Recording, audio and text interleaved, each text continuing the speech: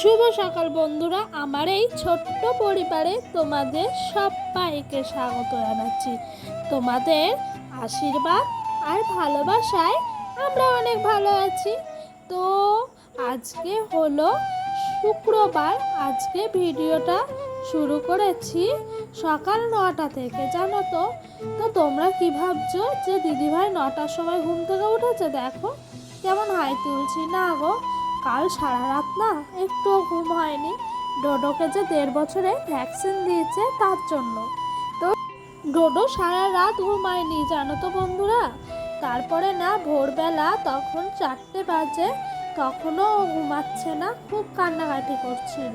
ওর না ব্যথাটা খুব বেড়েছিল, জানো তো, ওই ভোরের দিকে। তো ওকে নিয়ে রাস্তায় ঘোরাঘুরি করছিলাম 4:30 থেকে 5টা অবধি। তারপরে ডোডো ঘুমিয়ে গেল। তো ওকে ঘুম পাড়িয়ে আমি সংসারে সব কাজ সেরে নিয়েছি। 7টার সময় সব কাজ হয়ে গেছে। তারপর আমার শাশুড়ি মা বললো, তুমি এবার একটু ঘুমাও গা, তারপর যখন ও উঠবে মানে ডোডো, তখন উঠে পড়বে। তো ওর সাথে একটু ঘুমাচ্ছিলাম, ডোডোর পাপা আমি। আর ডোডো কাল সারা রাত ওর পাপাও ঘুমায়নি, আমিও ঘুমাতে পারিনি। তাই এখন উঠতে উঠতে সকাল 9টা বেজে গেছিলো। ডোডো যখন ঘুম ভাঙলো তখনই উঠলাম। তো উঠে দেখি সব কাজ তো আমার হয়ে গেছে। তা এদিকে রান্না বসানো হয়ে গেছে সকালকার। আমার শাশুড়ি মাই বসিয়েছিল আলু চচ্চড়ি আর ভাত। তারপর ডোডোকে না তুলে সকাল সকাল 2টো জল বিস্কুট খাইয়ে দিলাম। সারা রাত ছেলেটা আমার কিচ্ছু খায়নি, পিত্তি বমি করছিল, সেই কারণে, জানো তো। তারপরে না দেখছি কটা শলাকাঠি পড়ে আছে। তো আমি ভাবলাম শলাকাঠিগুলো ছাড়াই, কাজ তো আর কিছু নয়।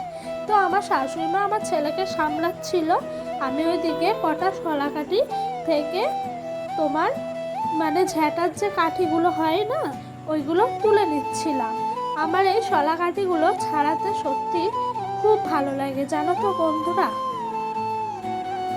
তো বন্ধুরা, প্রথমেই তোমাদেরকে বলে দিই, আমার ভিডিওটা তোমাদের যদি ভালো লাগে লাইক কমেন্ট করো, আর যদি আরও ভালো লেগে থাকে তাহলে চ্যানেলটা সাবস্ক্রাইব করে পাশে থাকা বেল বাটনটা অবশ্যই প্রেস করে দিও, তাহলে আমার নতুন নতুন ভিডিওগুলো তোমাদের কাছে সবার আগে পৌঁছে যাবে। তো বন্ধুরা, জানো তো, আমার না কাজকে ভয় লাগে না, আমার মনে হয় কাজ আমাকে দেখে ভয় পাবে। তাই আমি জুতো সেলাই থেকে চণ্ডীপাঠ অবধি সবই মোটামুটি করতে জানি। তো এইদিকে শলাকাঠি ছাড়াচ্ছি, আর এইদিকে যে গ্যাসে তরকারিটা বসানো ছিল আমার শাশুড়ি মাই বসিয়েছে।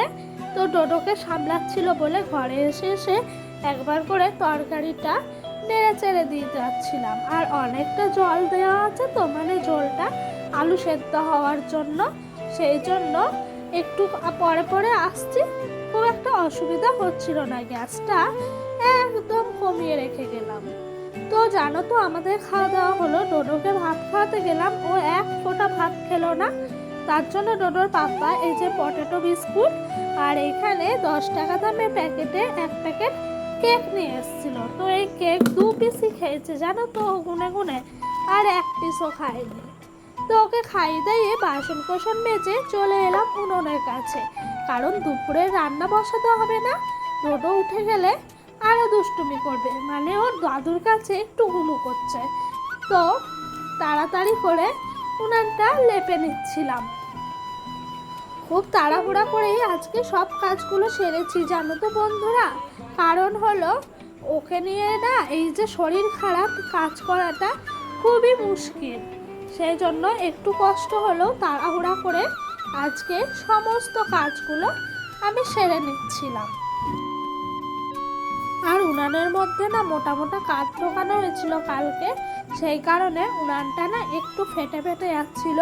সেই জন্য আমি মাটিটা দিয়ে আগে ওই ফাটা জায়গাটা প্রলেপ দিয়ে দিলাম, না হলে লেপতে গিয়ে পুরোই ছেড়ে চলে আসবে, জানো তো। তো আমার শ্বশুরমশাই আজকে আগের থেকেই সব কাঠগুলো এনে রেখে দিয়েছে, মানে ওই যে শলাকাঠি ছাড়াচ্ছিলাম পাতাগুলো আছে না, উনি বললো এগুলো উনানের কাছেই থাক, কারণ রান্না করতে গিয়ে লাগবে তো, আর সরিয়ে কী হবে। সেই জন্য রাখা ছিল বলে আজকে উনানের সাইডটা বেশি লেপতে হয়নি, জানো, একটুখানি লেপেই হয়ে গেছিলো আমার।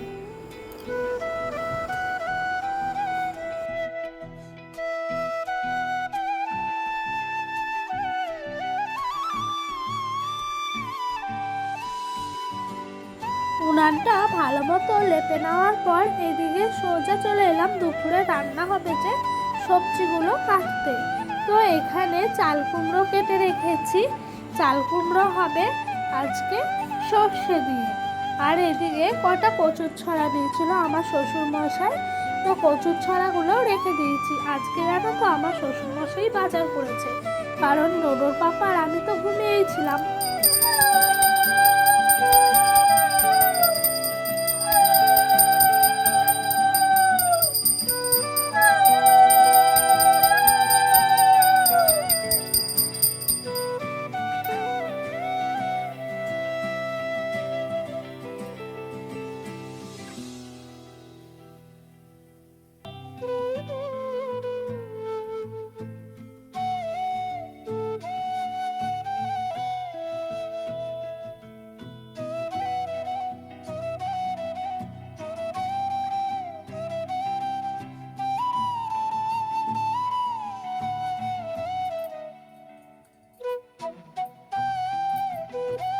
এইদিকে বন্ধুরা আমি স্নান টান করে সোজা চলে গেছিলাম রান্নাঘরে।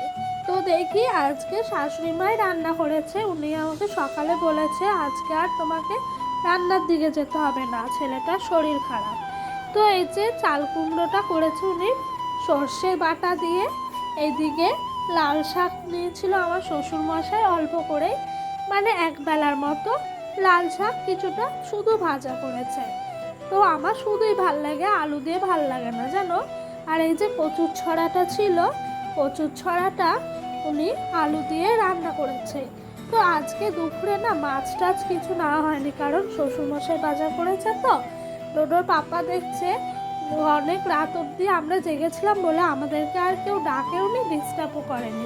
তারপরে খাওয়া দাওয়া করলাম, করে একটু ঘরে রেস্ট নিলাম আমি আর ডোডো। তো ডোডোকে এখন ওর ঠাম্মার ঘরে দিয়ে এসেছি, একটু দুষ্টুমি করছে, মানে খেলা হচ্ছে ওর ঠাম্মা দাদুর সঙ্গে। আর আমি একটু শুয়েছিলাম, তারপর থালা বাসন মেজে সব কাজ বাজ সেরে ডোডোকে নিয়ে একটু রাস্তা দিয়ে ঘুরতে যাবো জানো তো। বিকাল হলেই না মনটা খালি মনে হয় একটু রাস্তা দিয়ে বের বের করে আসি।